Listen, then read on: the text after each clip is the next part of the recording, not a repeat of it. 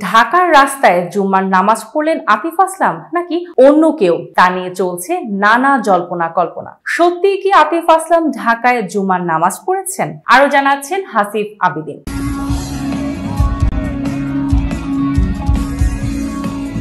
জন্মসূত্রে পাকিস্তানি সঙ্গীত শিল্পী আতিফ আসলাম, কিন্তু রাজ করেছেন বলিউডে। ভারত পাকিস্তানের গণ্ডি পেরিয়ে এশিয়া উপমহাদেশেও তার গানের সুর মুগ্ধ করেছে লাখো কোটি ভক্তের হৃদয়। শুক্রবার 29 নভেম্বর ঢাকার আর্মি স্টেডিয়ামে ম্যাজিক্যাল নাইট 2.0 কনসার্টে অংশ নিয়েছিলেন এই শিল্পী, যেখানে টানা 3 ঘন্টা ননস্টপ পারফরমেন্সে দর্শক হৃদয়ে ঝড় তুলেছেন গায়ক। আতিফ যখন মঞ্চে ওঠেন তখন ঘড়িতে ঠিক রাত 9টা। এরপর টানা 3 ঘন্টা দর্শকের সামনে গাইলেন, নাচলেন তিনি। আয়োজকদের ভাষ্যমতে 1 ঘন্টা 20 মিনিট পারফরমেন্স করবেন আতিফ, এমনটাই কথা হয়েছিল, কিন্তু ঢাকার দর্শকদের ভালোবাসায় অভিভূত হয়ে মঞ্চে টানা 3 ঘন্টা পারফর্ম করেছেন শিল্পী। বাংলাদেশকে আতিফ কতটা পছন্দ করেন সেটা অনেকবার নিজের মন্তব্যেই প্রকাশ করেছেন। এবারও স্টেজে উঠেই জানালেন বাংলাদেশ তার দ্বিতীয় বাড়ি। শুক্রবার রাতে স্টেজে ওঠার আগে ঢাকার একটি 5 তারকা হোটেলে ছিলেন আতিফ আসলাম। বৃহস্পতিবার সন্ধ্যায় তিনি বাংলাদেশে পা রেখেছিলেন। এরপর শুক্রবার দুপুরে জুমার নামাজ আদায় করতে হোটেল থেকে বের হন এই গায়ক। সড়কের পাশে মাস্ক পরিহিত অবস্থায় তার নামাজ আদায়ের একটি ভিডিও ছড়িয়ে পড়েছে সামাজিক যোগাযোগ মাধ্যমে। ভিডিওটির সত্যতা নিশ্চিত করেছে ম্যাজিক্যাল নাইট 2.0 কনসার্টের আয়োজক ট্রিপল টাইম কমিউনিকেশন। প্রতিষ্ঠানটির গণসংযোগ বিভাগ থেকে গণমাধ্যমকে বলা হয়, কনসার্টের দিন দুপুরে হোটেল থেকে জুমার নামাজ আদায়ের জন্য বের হয়েছিলেন গায়ক। ধারণা করা হচ্ছে খিলক্ষেতের আশেপাশের এলাকার কোনো একটি মসজিদে নামাজ পড়েছেন তিনি।